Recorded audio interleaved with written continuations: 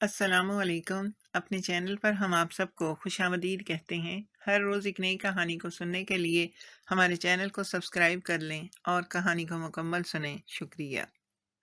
انور احمد اس شہر کے ان گنے چنے لوگوں میں سے تھا جن کے بارے میں لوگ کہتے ہیں کہ قدرت نے انہیں ہر نعمت سے نوازا ہے۔ اس کا کاروبار شہر کے کونے کونے میں پھیلا ہوا تھا۔ اس کی ساکھ ایسی تھی کہ بازار میں اس کا نام سنتے ہی لوگ احترام سے سر جھکا لیتے تھے، اور اس کے دفتر سے لے کر گھر تک ہر جگہ اس کی محنت اور ایمانداری کے قصے زبان زد عام تھے۔ مگر انور احمد کے لیے یہ سب کچھ، یعنی دولت، شہرت، کاروبار اور عزت، ان سب کی کوئی حیثیت نہیں تھی۔ جب وہ اپنی بیوی نادیہ کے قریب ہوتا تھا، نادیہ اس کی زندگی کا وہ مرکز تھی جس کے گرد اس کی پوری دنیا گھومتی تھی۔ وہ صرف اس کی بیوی نہیں تھی، وہ اس کی سب سے قریبی دوست تھی، اس کی ہمراز تھی، اس کے ہر درد کی دوا تھی اور ہر خوشی کی شریک تھی۔ نادیہ ایک ایسی عورت تھی جس کی موجودگی پورے گھر کو روشن کر دیتی تھی۔ اس کی ہنسی میں وہ جادو تھا جو انور کی ساری تھکاوٹ چند لمحوں میں اڑا دیتا تھا۔ جب وہ صبح اٹھ کر گھر کو سنوارتی، کھانا پکاتی، پھولوں کی طرح مہکتی پھرتی، تو انور کو لگتا کہ یہ گھر جنت کا ایک ٹکڑا ہے جو اسے دنیا میں ہی مل گیا ہے۔ دونوں کے درمیان محبت وہ نہیں تھی جو کتابوں میں لکھی جاتی ہے، بلکہ محبت وہ تھی جو روزمرہ کی چھوٹی چھوٹی باتوں میں جھلکتی ہے۔ صبح کی چائے میں، رات کی خاموش گفتگو میں، ایک دوسرے کی آنکھوں میں جھانکتے میں، اور بغیر کچھ کہے ایک دوسرے کو سمجھ لینے میں۔ انور کے لیے نادیہ کا ہونا اس بات کی ضمانت تھی کہ زندگی اچھی ہے، کہ دنیا میں خیر ہے، کہ گھر واپس آنے کا مطلب ہے۔ جب نادیہ نے ایک بیٹی کو جنم دیا تو گھر کی خوشیاں دگنی ہو گئیں۔ انہوں نے اس کا نام رمشا رکھا۔ رمشا جیسے جیسے بڑی ہوتی گئی ویسے ویسے اس گھر میں چہل پہل بڑھتی گئی۔ اس کی کلکاریاں، اس کی ضدیں، اس کا مٹک مٹک کر چلنا، یہ سب انور اور نادیہ کے لیے زندگی کی سب سے بڑی خوشی بن گئے تھے۔ انور جب دفتر سے واپس آتا تو رمشا دروازے پر کھڑی اس کا انتظار کرتی، اور جب وہ اسے گود میں اٹھاتا تو نادیہ دور سے مسکراتے ہوئے انہیں دیکھتی رہتی۔ وہ لمحے ایسے تھے جنہیں انور نے اپنی روح کی گہرائیوں میں محفوظ کر لیا تھا۔ اسے کیا خبر تھی کہ وہ ان لمحوں کو اتنی جلدی یاد کرنے پر مجبور ہو جائے گا۔ رمشا ابھی 12 سال کی ہی تھی، ابھی اس نے دنیا کو ٹھیک سے دیکھا بھی نہیں تھا، ابھی اس کی سمجھ میں یہ بھی نہیں آیا تھا کہ زندگی کتنی سخت ہو سکتی ہے، کہ اچانک ایک دن نادیہ سخت بیمار پڑ گئی۔ وہ بیماری جو پہلے معمولی لگی، دھیرے دھیرے اتنی بڑھتی گئی کہ ڈاکٹر نے بھی ہاتھ اٹھا لیے۔ انور نے ہر ممکن کوشش کی، ہر ڈاکٹر کے پاس گیا، ہر علاج آزمایا، ہر دعا مانگی، مگر قدرت کا فیصلہ کچھ اور ہی تھا۔ جب نادیہ نے آخری سانس لی تو انور کی دنیا میں ایسا اندھیرا چھا گیا جسے الفاظ میں بیان کرنا ممکن نہیں۔ وہ لمحہ اس کے لیے محض اپنی بیوی کو کھونے کا لمحہ نہیں تھا، وہ لمحہ اس کے اپنے آپ کو کھونے کا لمحہ تھا۔ نادیہ کے جانے کے بعد جو انور احمد باقی رہا، وہ انور نہیں تھا جسے لوگ جانتے تھے۔ اس کے چہرے کی رونق ختم ہو گئی، اس کی آنکھوں کی چمک بجھ گئی، اس کے لبوں پر جو مسکراہٹ ہمیشہ رہتی تھی وہ جیسے ہمیشہ کے لیے رخصت ہو گئی۔ وہ گھر میں موجود ہوتا مگر لگتا کہ کہیں اور ہے، وہ باتیں کرتا مگر لگتا کہ خاموش ہے، وہ کھانا کھاتا مگر لگتا کہ اسے کچھ محسوس نہیں ہوتا۔ وہ ایک چلتا پھرتا انسان ضرور تھا، مگر زندگی اس کے اندر سے جیسے نکل چکی تھی۔ کاروبار چلتا رہا کیونکہ اس کے ملازم وفادار تھے، مگر انور خود وہاں ہوتے ہوئے بھی غائب تھا۔ صبح اٹھتا، کچھ کام کرتا، واپس آتا اور پھر خاموشی میں ڈوب جاتا۔ راتوں کو اکثر اس کے کمرے سے آواز نہیں آتی تھی، مگر کبھی کبھی رمشا نے محسوس کیا کہ وہ روتا ہے، اکیلے، خاموشی سے، تاریکی میں۔ گھر کا ماحول بالکل بدل چکا تھا۔ جہاں کبھی ہنسی کی آوازیں گونجتی تھیں وہاں اب صرف خاموشی تھی۔ جہاں کبھی نادیہ کی موجودگی سے ہر کونا مہکتا تھا وہاں اب ایک عجیب سی اداسی چھائی رہتی تھی۔ رمشا خود بھی اپنی ماں کو بہت یاد کرتی تھی، اس کی آنکھیں اکثر بھر آتی تھیں، مگر وہ اپنے والد کے سامنے رونا نہیں چاہتی تھی، کیونکہ وہ جانتی تھی کہ انور پہلے سے ٹوٹا ہوا ہے، اور اگر اس نے بھی ہمت چھوڑ دی تو یہ گھر مکمل طور پر ویران ہو جائے گا۔ رمشا اس وقت 12 سال کی بچی تھی، مگر اس کے کندھوں پر جو بوجھ تھا وہ کسی بڑے بوڑھے کو بھی جھکا دینے کے لیے کافی تھا۔ ماں کی غیر موجودگی اور باپ کی تنہائی، یہ دو درد تھے جو وہ ایک ساتھ سہ رہی تھی، اور پھر بھی مسکرانے کی کوشش کرتی رہتی تھی تاکہ انور کو لگے کہ سب ٹھیک ہے۔ وقت اپنی رفتار سے چلتا رہا، دن گزرتے گئے، مہینے بیتتے گئے، اور پھر سال پر سال گزر گئے، مگر انور احمد کی زندگی میں جو خلا نادیہ کے جانے سے پیدا ہوا تھا وہ ذرا بھی نہیں بھرا۔ وقت کے بارے میں کہا جاتا ہے کہ یہ ہر زخم کو بھر دیتا ہے، مگر کچھ زخم ایسے ہوتے ہیں جو وقت کے ساتھ اور گہرے ہوتے جاتے ہیں، جو باہر سے تو شاید نظر نہ آئیں مگر اندر سے انسان کو کھوکھلا کرتے رہتے ہیں۔ انور کا زخم بھی ایسا ہی تھا۔ وہ صبح اٹھتا، کپڑے پہنتا، دفتر جاتا، کاروباری معاملات نپٹاتا، لوگوں سے ملتا، باتیں کرتا، مگر جب گھر واپس آتا اور دروازہ بند کر لیتا تو اس کا وہ چہرہ جو باہر دنیا کو دکھاتا تھا وہ یکدم بجھ جاتا۔ وہ اپنی کرسی پر بیٹھ جاتا، سامنے دیوار کو تکتا رہتا اور شاید نادیہ کی یادوں میں کھو جاتا، جن کا سلسلہ کبھی ختم نہیں ہوتا تھا۔ رمشا یہ سب دیکھتی رہتی تھی۔ اب وہ 12 سال کی معصوم بچی نہیں رہی تھی جو ماں کے جانے کے غم میں اپنے آپ کو سنبھالنے کی کوشش کرتی تھی۔ وقت کے ساتھ وہ بڑی ہوئی، سمجھدار ہوئی، اور اس کی آنکھیں زیادہ تیز اور محسوس کرنے والی ہو گئیں۔ وہ اپنے والد کی ہر ادا کو پہچانتی تھی، ہر خاموشی کو سمجھتی تھی، اور ہر اس لمحے کو محسوس کرتی تھی جب انور اندر سے ٹوٹ رہا ہوتا تھا۔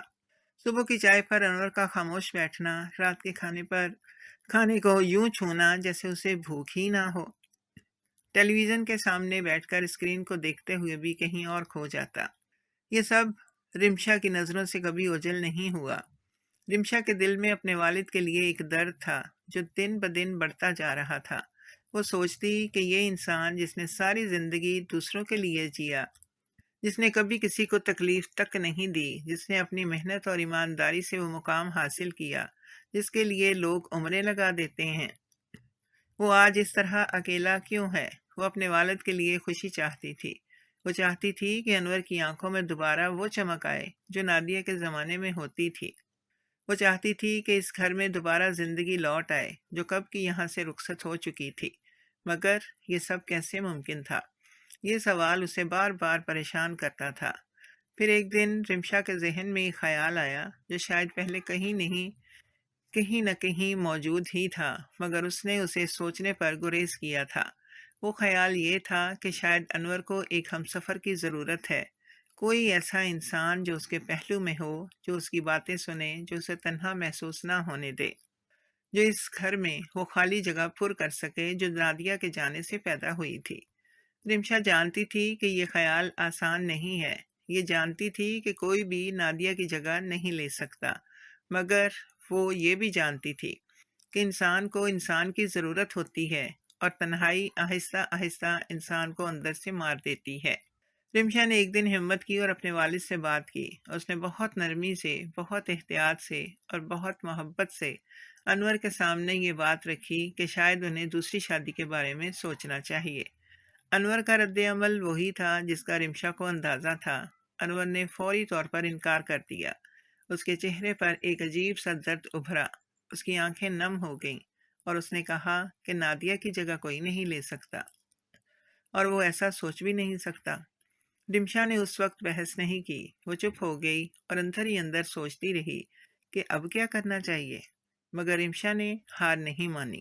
وہ بار بار اپنے والد کے پاس جاتی رہی، کبھی گھما پھرا کر بات کرتی، کبھی سیدھے موضوع پر آ جاتی، کبھی ان سے پوچھتی کہ کیا وہ چاہتے ہیں کہ وہ ساری زندگی انہیں اس طرح تنہا اور اداس دیکھتی رہے۔ وہ انور کو یہ بھی یاد دلاتی کہ وہ خود ان کی فکر میں کتنی تکلیف اٹھاتی ہے، کہ اسے نیند نہیں آتی جب وہ اپنے والد کو خاموش اور اکیلا دیکھتی ہے۔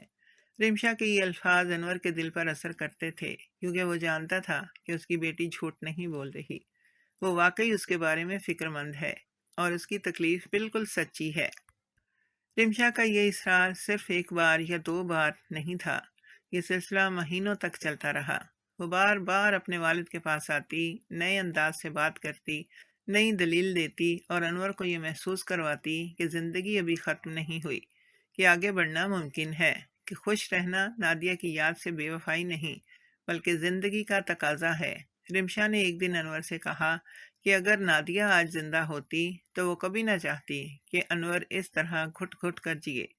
یہ بات انور کے اندر تک اتر گئی اور اس کی آنکھیں بھر آئیں۔ رمشا نے اپنے والد کا ہاتھ پکڑا اور کہا کہ وہ ان کی خوشی چاہتی ہے، بس یہی اس کی خواہش ہے۔ اس رات انور بہت دیر تک بیٹھا سوچتا رہا اور رمشا کو لگا کہ شاید اس بار اس کی بات نے کچھ اثر کیا ہے۔ رمشا کے مسلسل اصرار اور محبت بھری گزارشوں نے آخر کار انور کے دل کی دیوار میں ایک دراڑ ڈال دی۔ وہ انسان جو مہینوں سے ہر بات کا جواب انکار میں دیتا آ رہا تھا، جو نادیہ کی یادوں کو اپنے سینے سے اس طرح لگائے بیٹھا تھا جیسے انہیں چھوڑ دینا گناہ ہو، اس نے ایک رات خاموشی سے رمشا کی بات مان لی۔ اس نے کوئی لمبی تقریر نہیں کی، کوئی شرط نہیں رکھی، بس اتنا کہا کہ ٹھیک ہے، تو جو مناسب سمجھے کر، مگر میں وعدہ نہیں کرتا کہ میں خوش رہ سکوں گا۔ رمشا نے اس لمحے اپنے والد کو گلے لگا لیا اور اس کی آنکھوں میں آنسو آ گئے اور آنسو بہنے لگے، مگر یہ آنسو غم کے نہیں بلکہ اس امید کے تھے جو اس نے بہت عرصے بعد محسوس کی تھی۔ رشتے کی تلاش شروع ہوئی تو کچھ عرصے بعد شگفتہ کا نام سامنے آیا۔ شگفتہ ایک بیوہ عورت تھی جس کا ایک بیٹا تھا جس کا نام کامران تھا۔ لوگوں نے بتایا کہ شگفتہ سلیقہ مند ہے، گھریلو ہے اور اپنے بیٹے کو تنہا پال رہی ہے۔ ظاہری طور پہ وہ ایک مظلوم اور محنتی عورت لگتی تھی جس نے زندگی کی مشکلات کا سامنا اکیلے کیا تھا۔ جب انور سے اس کی ملاقات ہوئی تو شگفتہ نے بہت شائستگی اور تہذیب سے ساری بات کی۔ اس کے لہجے میں نرمی تھی، اس کے رویے میں ادب تھا اور اس نے ایسا کوئی تاثر نہیں دیا جس سے کسی کو شک ہوتا۔ رمشا نے بھی اسے غور سے دیکھا اور اسے کوئی خاص خامی نظر نہیں آئی۔ وہ چاہتی تھی کہ اس کے والد کو ایک اچھا ساتھی ملے اور شگفتہ ظاہری طور پر ویسی ہی لگ رہی تھی۔ شادی ہو گئی۔ شگفتہ اپنے بیٹے کامران کے ساتھ انور کے گھر آ گئی۔ شروع کے دن بہت معمول کے لگے۔ شگفتہ نے گھر کو سنبھالا، کھانا پکایا، انور کا خیال رکھا اور رمشا کے ساتھ بھی ٹھیک طرح سے پیش آتی رہی۔ کامران بھی بہت ادب اور خاموش طبیعت کا لگتا تھا۔ وہ اپنے کاموں میں لگا رہتا اور کسی سے زیادہ الجھتا نہیں تھا۔ گھر میں ایک عرصے بعد کچھ چہل پہل آئی۔ کھانے کی میز پر 4 لوگ بیٹھنے لگے اور انور کے چہرے پر بھی کبھی کبھی ایک ہلکی سی مسکراہٹ بھی نظر آنے لگی، جسے دیکھ کر رمشا کا دل بھر آتا تھا۔ اسے لگا کہ شاید اس نے صحیح فیصلہ کیا، شاید اس کے والد کی زندگی میں واقعی بہتری آئے گی، شاید یہ گھر دوبارہ آباد ہو جائے گا۔ مگر یہ سکون ایک دھوکہ تھا جو ابھی ابھی اپنا اصل چہرہ چھپائے بیٹھا تھا۔ شگفتہ کی مسکراہٹ کے پیچھے کیا تھا، کامران کی خاموشی کے پردے میں کیا چھپا ہوا تھا، یہ ابھی کسی کو معلوم نہیں تھا۔ انور اطمینان سے جی رہا تھا، رمشا خوش تھی کہ اس کے والد کو سہارا مل گیا اور گھر کی فضا میں ایک عارضی سکون تھا جو کسی طوفان سے پہلے کی خاموشی کی طرح تھا۔ وہ طوفان جو آنے والا تھا، جس کے بارے میں ابھی کسی کو کانوں کان خبر نہیں تھی، وہ اندر ہی اندر پک رہا تھا اور اپنے وقت کا انتظار کر رہا تھا۔ شادی کو کچھ مہینے گزرے تھے کہ انور احمد کی طبیعت میں ایک عجیب تبدیلی آنے لگی۔ پہلے پہل یہ تبدیلی اتنی معمولی تھی کہ کوئی اسے سنجیدگی سے نہیں لیتا تھا۔ انور کہتا کہ تھکاوٹ ہے، کہتا کہ عمر کا تقاضا ہے، کہتا کہ بس چند دن آرام کر لوں تو ٹھیک ہو جاؤں گا، مگر وہ چند دن ہفتوں میں بدل گئے اور ہفتے مہینوں میں، اور انور کی حالت بہتر ہونے کی بجائے دن بدن خراب ہوتی چلی گئی۔ اس کا چہرہ پیلا پڑنے لگا، جسم میں کمزوری اتنی بڑھ گئی کہ وہ دفتر جانے کے قابل نہیں رہا، اور جو انسان کبھی صبح سویرے اٹھ کر اپنے کاروبار کی باغ دوڑ سنبھالتا تھا، وہ اب بستر سے اٹھنے میں بھی مشکل محسوس کرنے لگا۔ ڈاکٹروں کے پاس جانا شروع ہوا، مگر ہر ڈاکٹر مختلف بات کرتا رہا۔ کوئی کہتا کہ خون کی کمی ہے، کوئی کہتا کہ جگر کمزور ہو رہا ہے، کوئی کہتا کہ دل پر زور پڑ رہا ہے۔ دوائیں بدلتی رہیں، علاج بدلتا رہا، مگر انور کی حالت میں کوئی فرق نہیں آیا، بلکہ جوں جوں وقت گزرتا گیا اس کی تکلیف بڑھتی ہی گئی اور اس کا جسم اندر سے کمزور پڑتا چلا گیا۔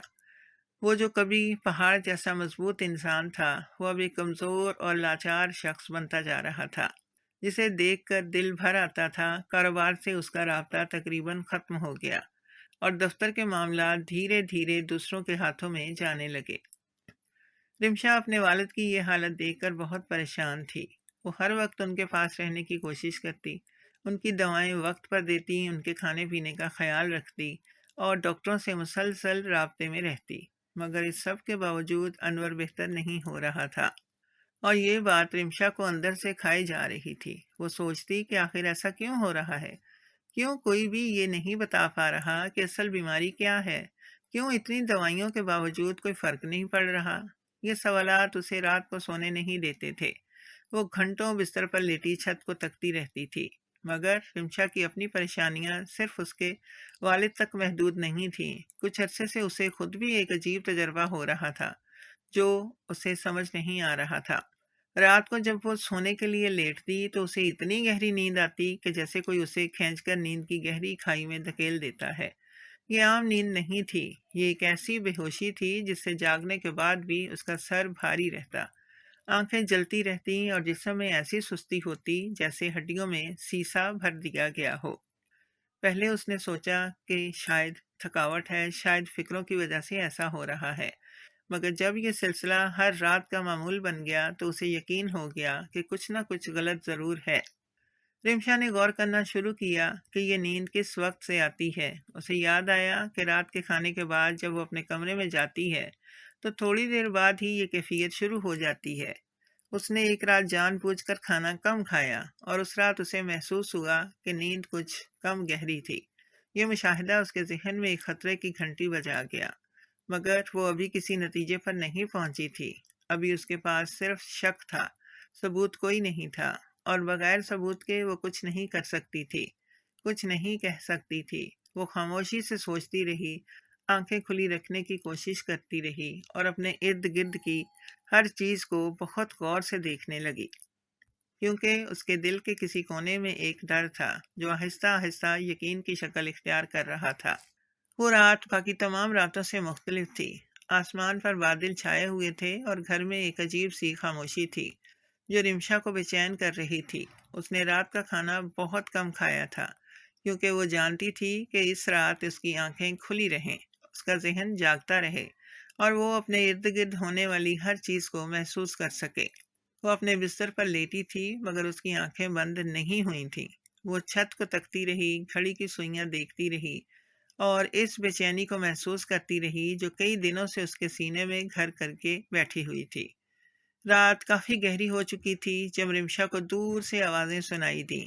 پہلے اس نے سوچا کہ شاید اس کا وہم ہے، شاید رات کی خاموشی میں وہ بے وجہ حساس ہو رہی ہے، مگر آوازیں مسلسل آتی رہیں، دھیمی مگر واضح، جیسے کوئی بہت آہستہ آہستہ باتیں کر رہا ہو، مگر اس احتیاط کے باوجود آواز دیواروں سے گزر کر آ رہی ہو۔ رمشا نے اپنے کان لگائے اور پہچاننے کی کوشش کی کہ یہ آوازیں کس طرف سے آ رہی ہیں۔ چند لمحوں میں اسے اندازہ ہو گیا کہ یہ آوازیں شگفتہ کے کمرے کی سمت سے آ رہی ہیں۔ رمشا آہستہ آہستہ بستر سے اٹھی۔ اس نے اپنے قدموں کو اتنا دھیما رکھا کہ فرش پر چلنے کی آواز بھی نہ ہو۔ وہ دبے پاؤں اپنے کمرے سے باہر نکلی اور برآمدے میں آ گئی۔ رات کا اندھیرا چاروں طرف پھیلا ہوا تھا اور صرف دور کہیں ایک مدھم روشنی تھی جو شگفتہ کے کمرے کے دروازے کی دراڑ سے آ رہی تھی۔ رمشا اسی روشنی کی طرف بڑھتی گئی، ہر قدم پھونک پھونک کر رکھتی گئی اور سانس کو بھی تھامے رہی تاکہ کوئی آہٹ نہ ہو۔ جب وہ دروازے کے بالکل قریب پہنچی تو آوازیں صاف سنائی دینے لگیں۔ شگفتہ اور کامران دونوں کمرے میں تھے اور آپس میں باتیں کر رہے تھے۔ رمشا نے دروازے کی دراڑ سے اندر جھانکا۔ دونوں ایک دوسرے کے قریب بیٹھے تھے اور ان کے چہروں پر وہ تاثرات تھے جو رمشا نے اس سے پہلے کبھی نہیں دیکھے تھے۔ شگفتہ کے چہرے پر وہ نرمی اور شائستگی نہیں تھی جو وہ دن میں ہمیشہ دکھاتی تھی۔ اس کی آنکھوں میں ایک ٹھنڈا اور حساب کرنے والا تاثر تھا، اور کامران کے لہجے میں ایک ایسی بے باکی تھی جو اس کی عام خاموش طبیعت سے بالکل مختلف تھی۔ رمشا نے جو الفاظ سنے وہ اس کے پاؤں تلے سے زمین کھینچ لینے کے لیے کافی تھے۔ شگفتہ کہہ رہی تھی کہ انور کو دی جانے والی مقدار کو تھوڑا اور بڑھا دینا چاہیے تاکہ کام جلدی ہو اور زیادہ انتظار نہ کرنا پڑے۔ کامران نے جواب دیا کہ زیادہ جلدی کرنا ٹھیک نہیں، کیونکہ اگر سب اچانک ہوگا تو شک پیدا ہو سکتا ہے۔ بہتر یہی ہے کہ آہستہ آہستہ کام کیا جائے تاکہ یہ قدرتی بیماری لگے۔ پھر شگفتہ نے کہا کہ جیسے ہی انور کا کام تمام ہوگا، کاروبار اور جائیداد دونوں ان کے ہاتھ میں ہوں گے اور پھر انہیں کوئی نہیں روک سکتا۔ رمشا کا دل اس لمحے ایک لہجے کے لیے رک سا گیا۔ وہ الفاظ جو اس نے سنے تھے وہ اس کے ذہن میں ہتھوڑے کی طرح لگ رہے تھے۔ اس کی سانسیں تیز ہو گئیں، اس کے ہاتھ کانپنے لگے اور اس کی آنکھوں کے سامنے اندھیرا چھانے لگا۔ مگر اسی لمحے اس کے اندر سے ایک آواز آئی جس نے کہا کہ ابھی ٹوٹنا نہیں ہے، ابھی گرنا نہیں ہے، ابھی سنبھلنا ہے۔ اس نے دانت بھینچے، آنسوؤں کو روکا اور انتہائی احتیاط سے وہاں سے پیچھے ہٹنے لگی۔ اس نے اپنے قدموں کو پھر سے دھیما کیا اور واپس اپنے کمرے کی طرف چل دی۔ کمرے میں آ کر اس نے دروازہ بند کیا اور بستر پر بیٹھ گئی۔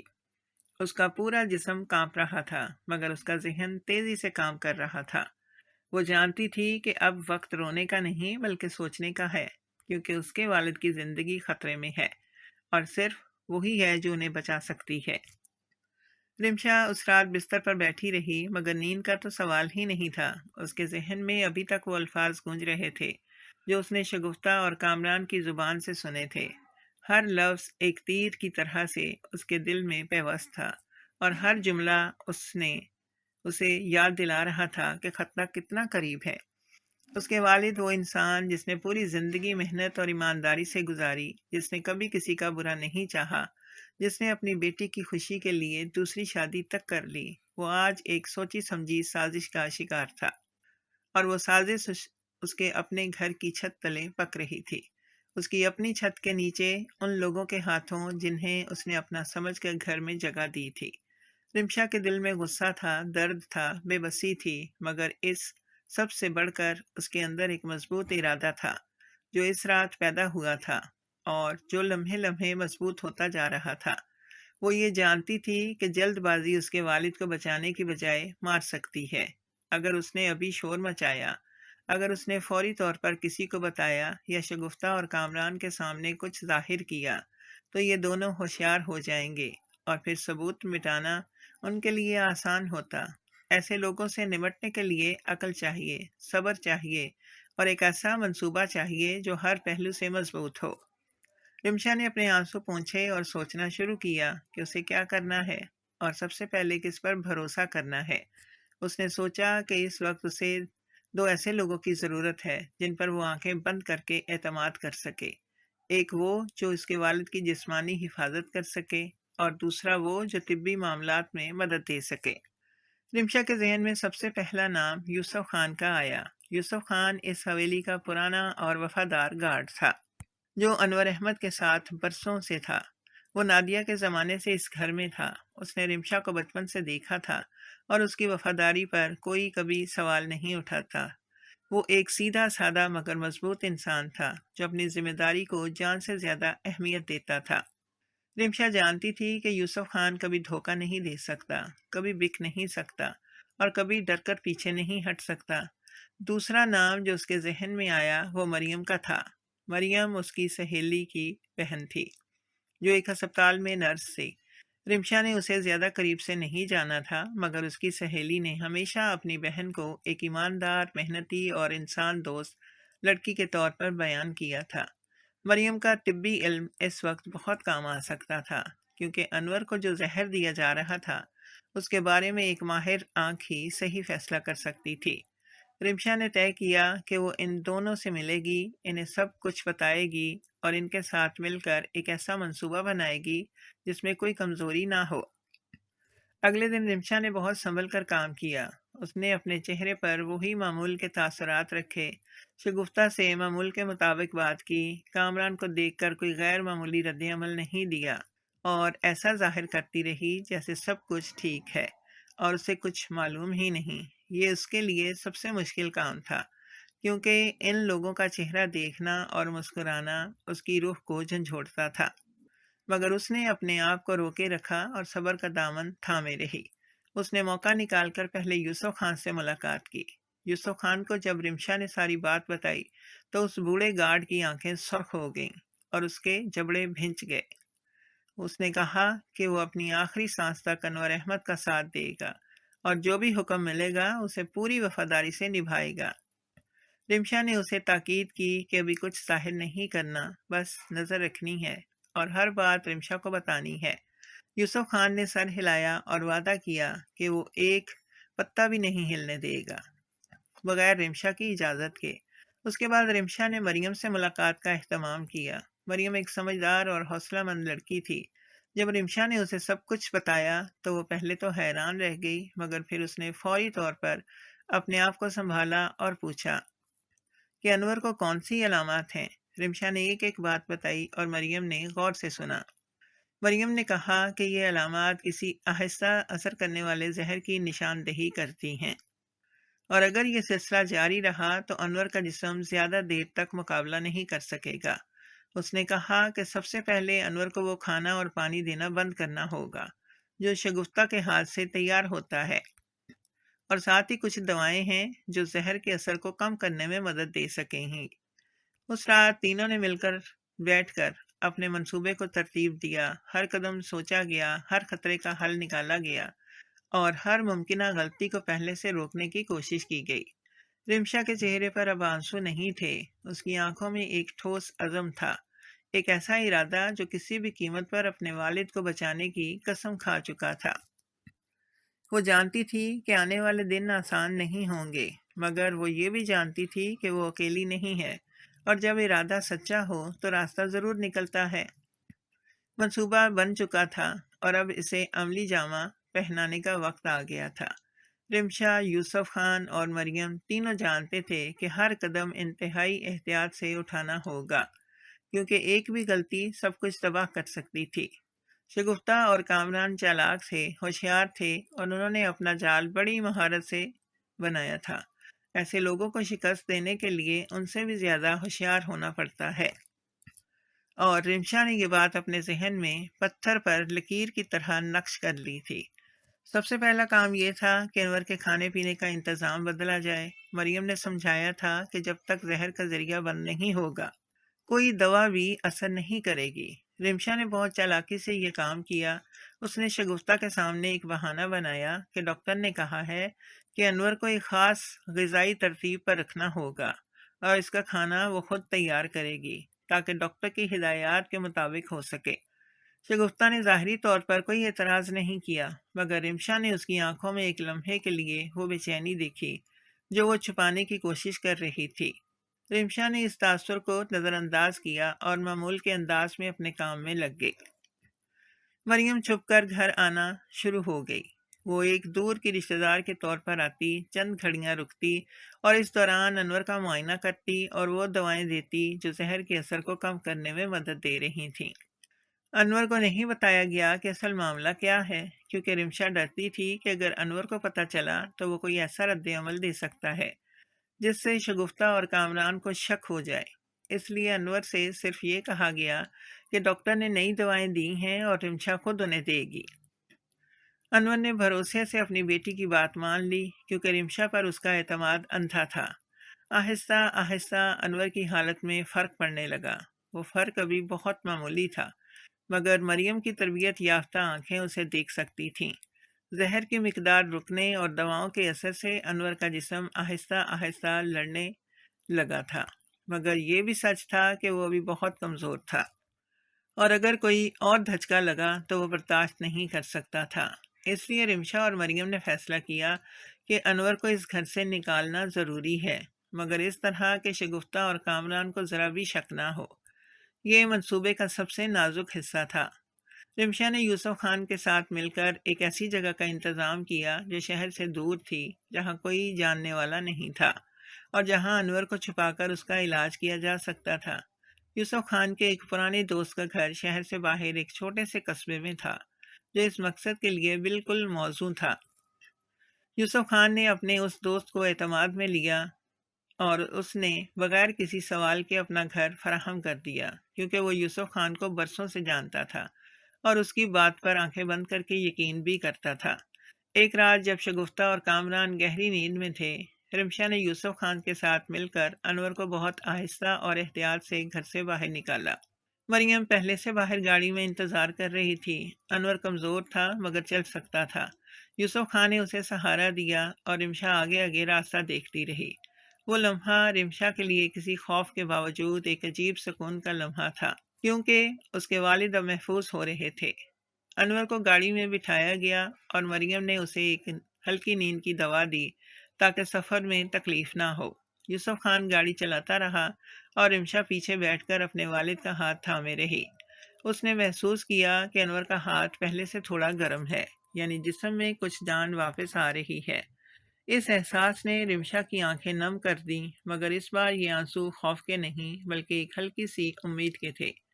انور کو محفوظ جگہ پہنچانے کے بعد دوسرا کام یہ تھا کہ دنیا کو یقین دلایا جائے کہ انور کا انتقال ہو گیا ہے۔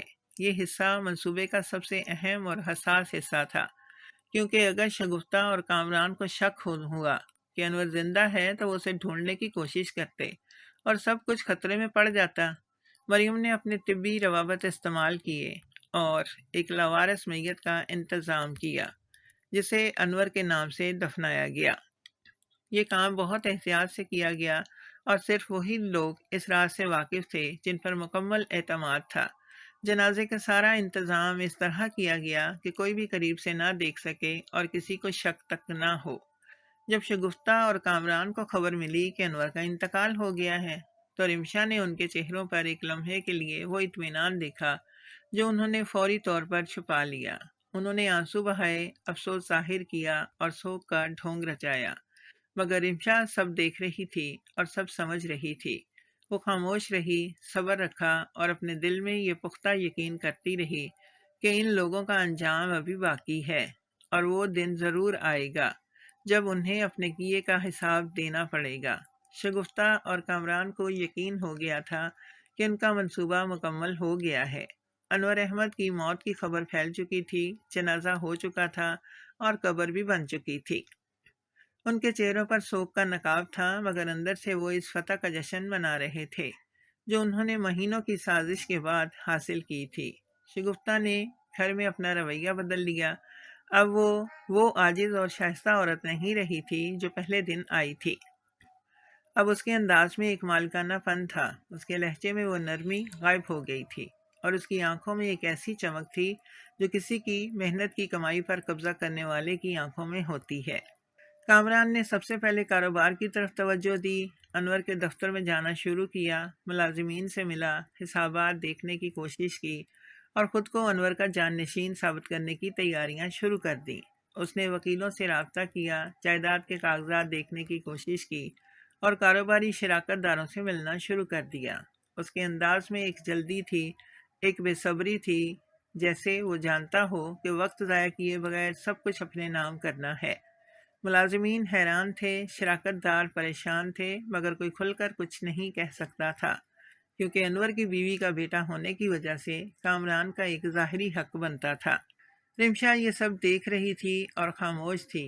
اس کی خاموشی کمزوری نہیں تھی، بلکہ یہ اس شکاری کی خاموشی تھی جو اپنے شکار کو جال میں آنے کا انتظار کرتا ہے۔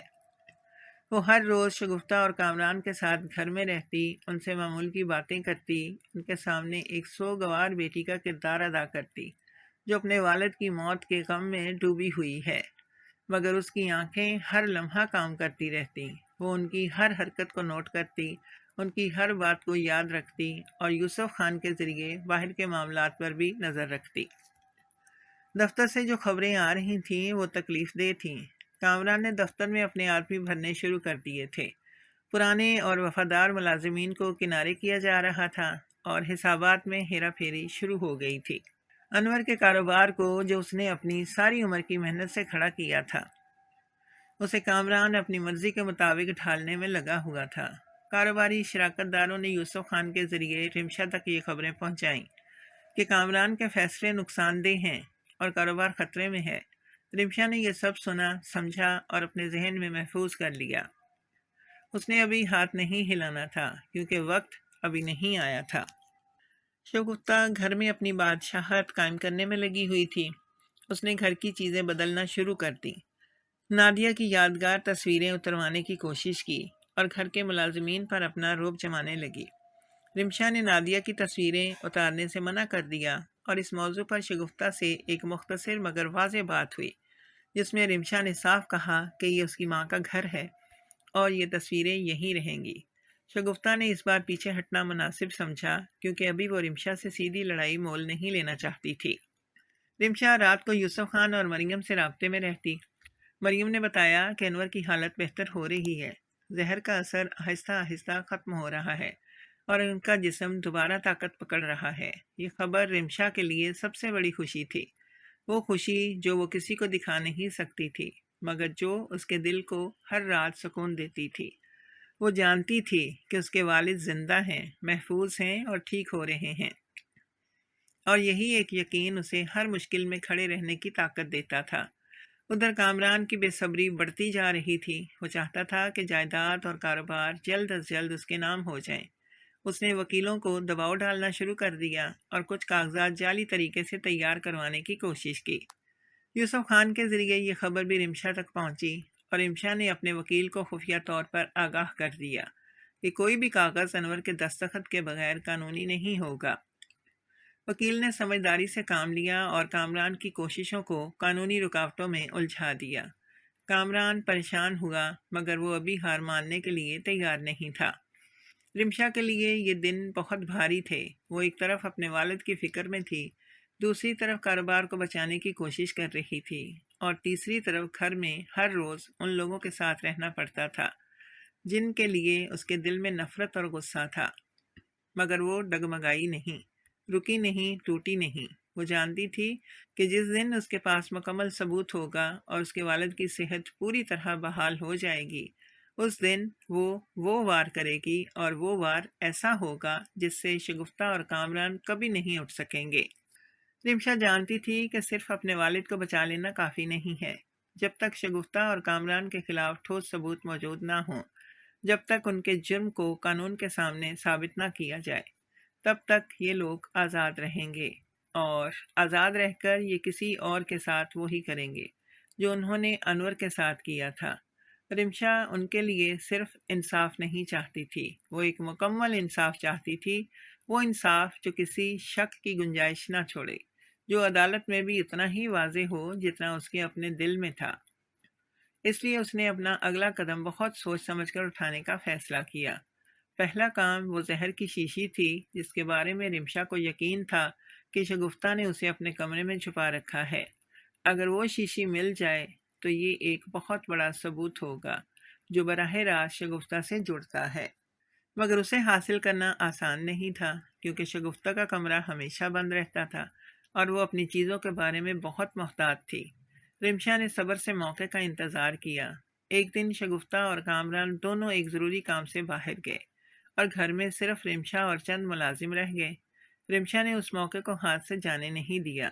وہ رمشا شگفتہ کے کمرے میں داخل ہوئی اور بہت احتیاط اور تیزی سے ہر ممکنہ جگہ تلاش کرنے لگی۔ الماری کے پیچھے، دراز کی تہہ میں، بستر کے نیچے، ہر جگہ دیکھی، مگر پہلے کچھ نہیں ملا۔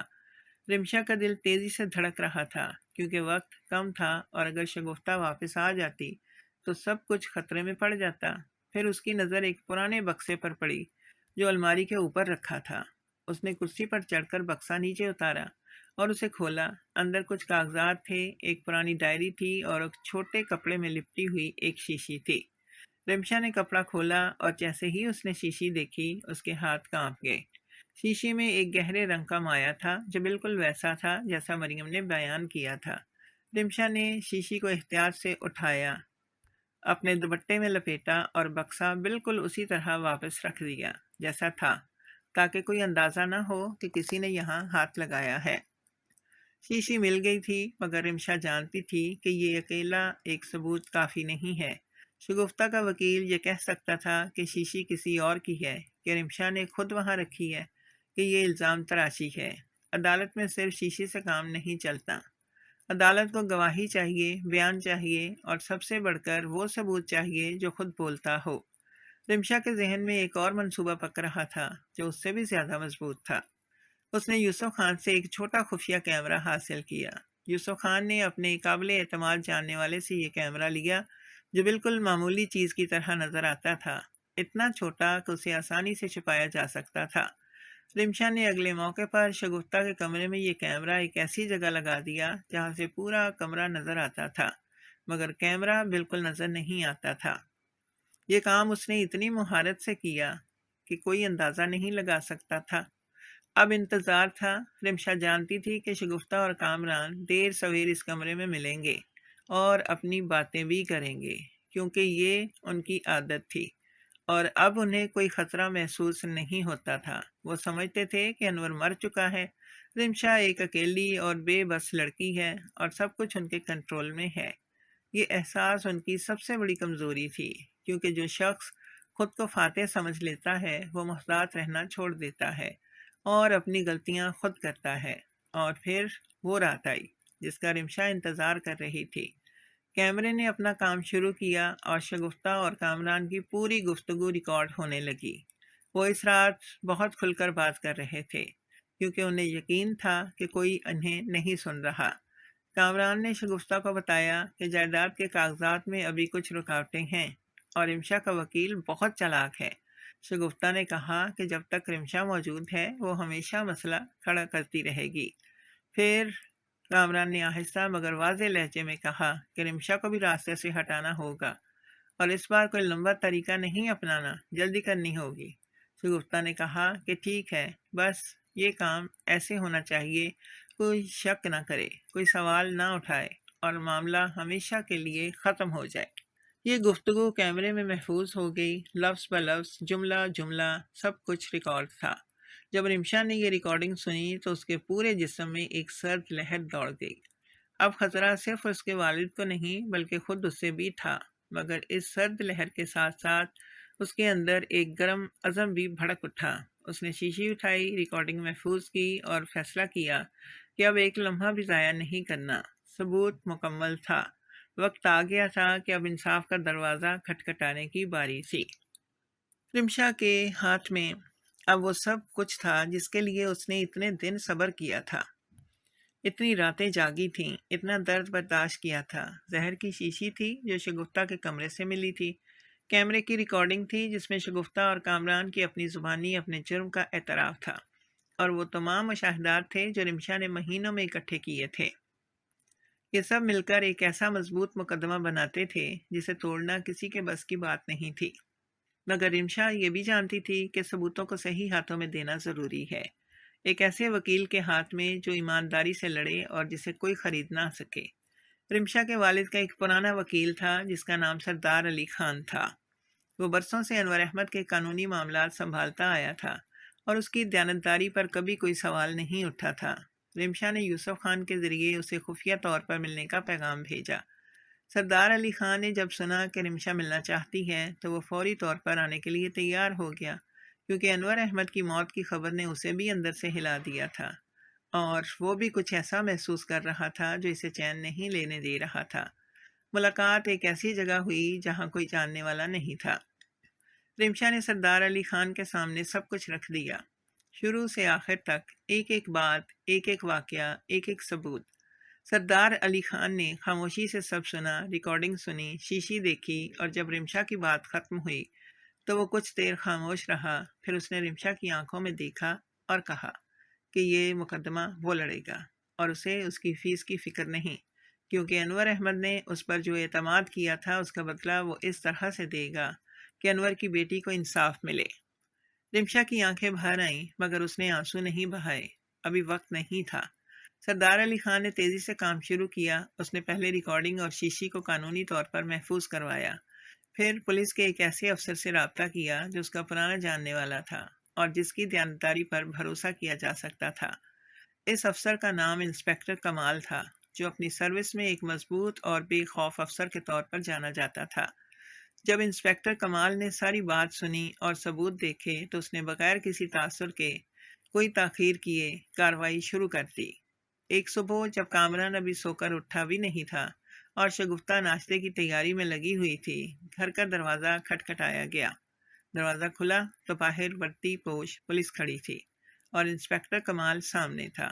شگفتہ کا چہرہ ایک لمحے کے لیے سفید پڑ گیا، مگر اس نے فوری طور پر اپنے آپ کو سنبھالنے کی کوشش کی اور پوچھا کہ کیا بات ہے۔ انسپکٹر کمال نے سیدھے لہجے میں کہا کہ شگفتہ اور کامران دونوں کو پولیس کے ساتھ چلنا ہوگا۔ کامران نے شور مچانا چاہا، دھمکی دینے کی کوشش کی، مگر جب اسے بتایا گیا کہ ثبوت موجود ہیں تو اس کی آواز یکدم بجھ گئی۔ دونوں کو گرفتار کر لیا گیا اور پولیس کی گاڑی انہیں لے کر روانہ ہو گئی۔ رمشا دور کھڑی یہ سب دیکھ رہی تھی۔ اس کے دل میں اس لمحے کوئی انتقام کی خوشی نہیں تھی، کوئی فتح کا نشہ نہیں تھا، بلکہ ایک گہرا سکون تھا جو اسے بہت عرصے بعد نصیب ہوا تھا۔ اس نے آسمان کی طرف دیکھا اور اپنے دل میں شکر ادا کیا۔ مقدمہ عدالت میں گیا اور سردار علی خان نے ایسی مہارت سے پیروی کی کہ شگفتہ اور کامران کا ہر بچاؤ ناکام ہوتا گیا۔ ریکارڈنگ نے عدالت میں وہ کام کیا جو کسی گواہ کی گواہی بھی نہ کر سکتی۔ زہر کی شیشی کا تجزیہ ہوا اور اس میں موجود زہر کی تصدیق ہوئی۔ مریم نے اپنا طبی بیان دیا کہ انور کو کس قسم کا زہر دیا گیا تھا اور اس کی علامات کیا تھیں۔ یوسف خان نے وہ سب کچھ بیان کیا جو اس نے اپنی آنکھوں سے دیکھا تھا۔ ثبوتوں کا پہاڑ اتنا بڑا تھا کہ شگفتہ اور کامران کے وکیل کے پاس کہنے کو کچھ نہیں بچا۔ عدالت نے دونوں کو مجرم قرار دیا اور سخت سزا سنا دی۔ عدالت کمرے میں جب فیصلہ سنایا گیا تو رمشا کی آنکھوں سے آنسو بہہ نکلے، وہ آنسو جو اس نے مہینوں سے روکے ہوئے تھے، جو اس نے ہر مشکل لمحے میں اندر ہی اندر دبائے رکھے تھے، آج آزاد ہو گئے۔ اب وہ دن آیا جس کا رمشا کو سب سے زیادہ انتظار تھا۔ وہ مریم اور یوسف خان کے ساتھ اس قصبے کی طرف روانہ ہوئی جہاں انور مہینوں سے چھپا ہوا تھا اور صحت یاب ہو رہا تھا۔ جب گاڑی اس گھر کے دروازے پر رکی اور رمشا نے اندر قدم رکھا تو انور ایک کرسی پر بیٹھا تھا۔ اس کا چہرہ پہلے سے کہیں بہتر تھا، آنکھوں میں ہلکی سی چمک واپس آ رہی تھی اور وہ پہلے سے زیادہ مضبوط لگ رہا تھا۔ جب اس نے رمشا کو دیکھا تو اس کی آنکھیں بھر آئیں اور رمشا دوڑ کر اپنے والد کے گلے لگ گئی۔ دونوں کچھ دیر خاموش رہے کیونکہ جو بات آنسوؤں نے کہہ دی وہ الفاظ کبھی نہیں کہہ سکتے تھے۔ انور کو گھر واپس لایا گیا اور اس کی واپسی نے سب کو حیران کر دیا۔ جو لوگ سمجھتے تھے کہ انور مر چکا ہے، انہوں نے جب اسے زندہ دیکھا تو ان کی آنکھیں پھٹی کی پھٹی رہ گئیں۔ کاروباری شراکت دار واپس آ گئے، پرانے وفادار ملازمین دوبارہ کام پر لوٹ آئے اور کاروبار نے دوبارہ اپنی رفتار پکڑنا شروع کر دی۔ انور نے جب اپنی بیٹی کی کہانی سنی، جب اسے معلوم ہوا کہ رمشا نے اکیلے کتنا بڑا بوجھ اٹھایا، کتنی ہمت سے کام لیا اور کس طرح اپنی جان خطرے میں ڈال کر اس کی زندگی کو بچایا، تو وہ بہت دیر تک کچھ نہیں بول سکا۔ اس کے لیے الفاظ نہیں تھے کیونکہ جو محبت اس کی بیٹی نے اسے دکھائی تھی وہ الفاظ سے بہت بڑی تھی۔ وقت گزرتا گیا اور زندگی نے دوبارہ اپنا رنگ دکھانا شروع کیا۔ انور کی صحت مکمل طور پر بحال ہو گئی اور وہ دوبارہ اپنے کاروبار میں فعال ہو گیا۔ رمشا کی شادی ایک ایسے نیک اور سمجھدار انسان سے ہوئی جو اس کی قدر کرتا تھا، جو اس کی ہمت اور محبت کو سمجھتا تھا اور جس کے ساتھ رمشا کو پہلی بار زندگی میں وہ سکون ملا جس کی وہ حقدار تھی۔ یوسف خان اور مریم کو انور نے دل کی گہرائیوں سے شکریہ ادا کیا اور ان کے ساتھ ہمیشہ کے لیے وہ رشتہ بن گیا جو خون کے رشتے سے بھی گہرا ہوتا ہے۔ اس گھر میں جہاں ایک عرصے سے اداسی اور خوف کا سایہ تھا، آخرکار سکون اور خوشی کی روشنی لوٹ آئی، اور اس بار یہ روشنی پکی تھی، مستقل تھی اور کوئی اسے چھین نہیں سکتا تھا۔